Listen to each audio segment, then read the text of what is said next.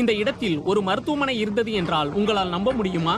காசாவில் செயல்பட்டு வந்த கடைசி மருத்துவமனையான அல் அலி பாப்டிஸ்ட் மருத்துவமனையின் ஒரு பகுதி இஸ்ரேல் நடத்திய தாக்குதலில் இப்படி சேதமடைந்து கிடக்கிறது.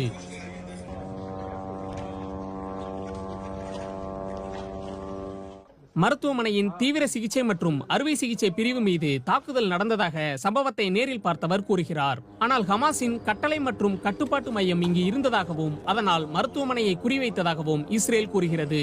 காசாவின் சிவில் அவசர சேவையின்படி இந்த தாக்குதலில் உயிரிழப்பு ஏதும் இல்லை.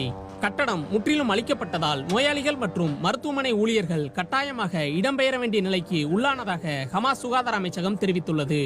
ஒரு மருத்துவருக்கு போன் செய்து உங்களுக்கு 20 நிமிடம் மட்டுமே உள்ளது, உடனடியாக வெளியேறவும் என இஸ்ரேல் ராணுவம் கூறியதாக மருத்துவமனையில் பணியாற்றும் உள்ளூர் ஊடகவியலாளர் கூறினார். இரவில் மக்கள் இடம்பெயர்வதை காணொலிகளில் பார்க்க முடிகிறது.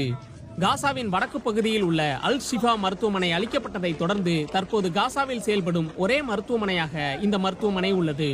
இது ஒரு புறம் இருக்க, காசாவின் பெரும் பகுதி முழுவதும் தாக்குதலை விரைவில் விரிவுபடுத்த உள்ளதாக இஸ்ரேலின் பாதுகாப்பு அமைச்சர் தெரிவித்துள்ளார். இஸ்ரேல் ஹமாஸ் இடையே 2ஆம் கட்ட பேச்சுவார்த்தை தொடர் இழுபறியில் உள்ளது.